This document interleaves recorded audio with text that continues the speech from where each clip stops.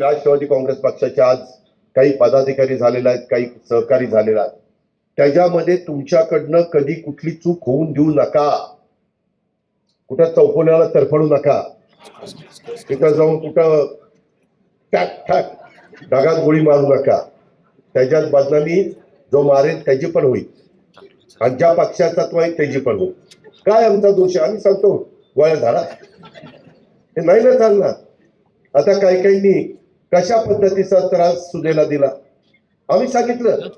आम्ही चांगल्या भावनेने तुम्ही बोलवलं, उद्या सरपंचाच्या घरात लग्न असेल बोलवलं, आम्ही जाणार.